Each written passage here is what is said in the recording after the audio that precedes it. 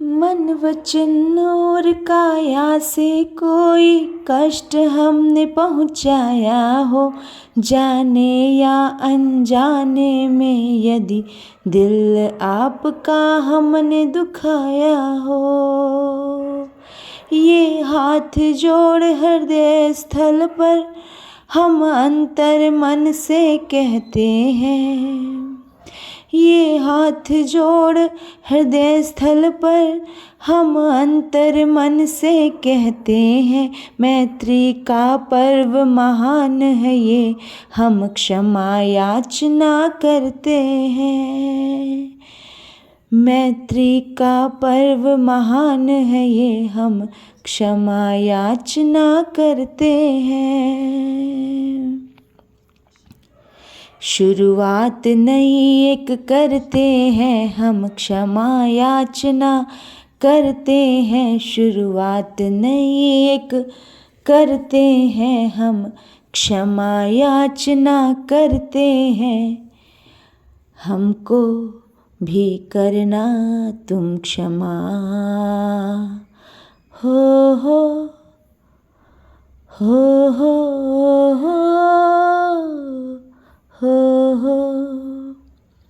प्रिय आत्मन, किसी को हमने दर्द दिया है तो मन वचन काया से, हृदय की अंतर गहराई से पर्वाधिराज परपुरुषन के अंतिम दिवस संवत्सरी महापर्व पर आपसे 84 लाख जीवा योनि से हम क्षमा याचना करते हैं। प्रिय आत्मन, कहते हैं क्षमा मांगना साहस भरा काम है, ना कि दुर्बलता का।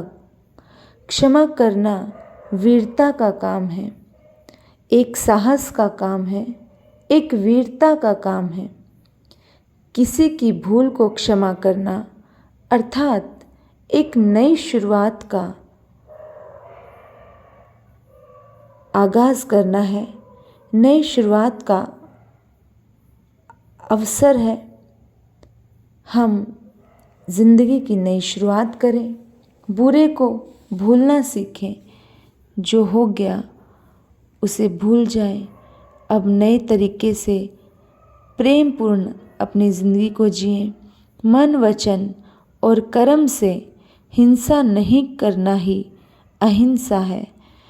तो पर्वाधिपर्युषण हमें बार बार कहते हैं कि किसी की भी हिंसा नहीं करनी।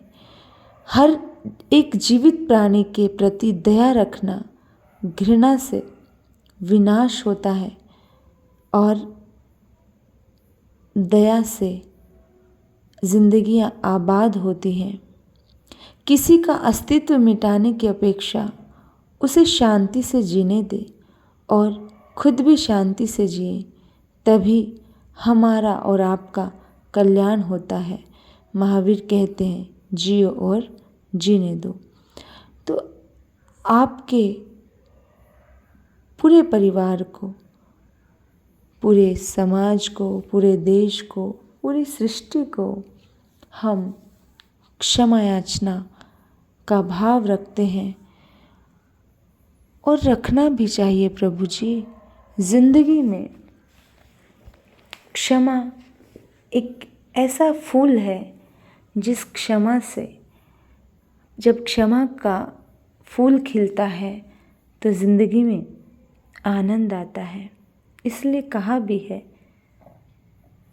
राह ऐसी हो जो चलने को मजबूर कर दे, राह ऐसी हो जो चलने को मजबूर कर दे, आस ऐसी हो जो जीने को मजबूर कर दे, आस ऐसी हो जो जीने को मजबूर कर दे।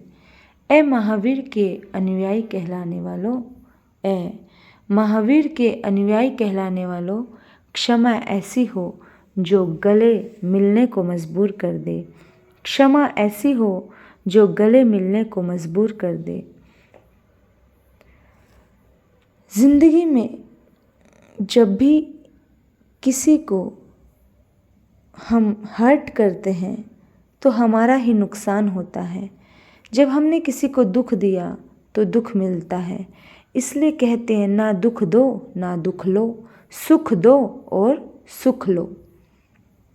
कहते हैं एक बार अंकों में झगड़ा हो गया, इंसानों का झूठा पानी पी लिया होगा, सो लड़ना सीख गए।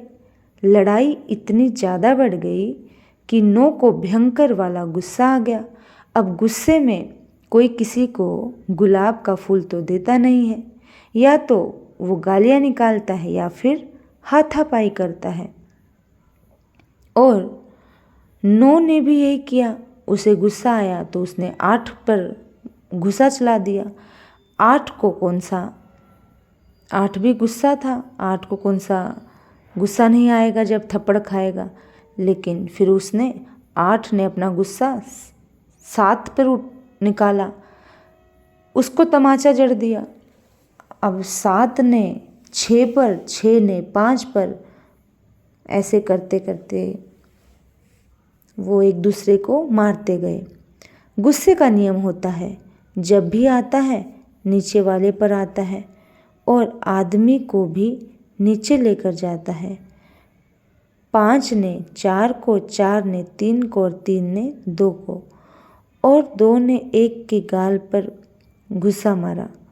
इतने जोरों से थप्पड़ पड़ा भाई, जो गलती इन्होंने की वो गलती अब 1 को नहीं करनी चाहिए थी और शिक्षा दी 0 ने। 0 ने कहा कि सोच समझ के कोई कदम उठाना। तो उसने कहा हाँ हाँ, वो मुस्कुराने लगा, चिंता मत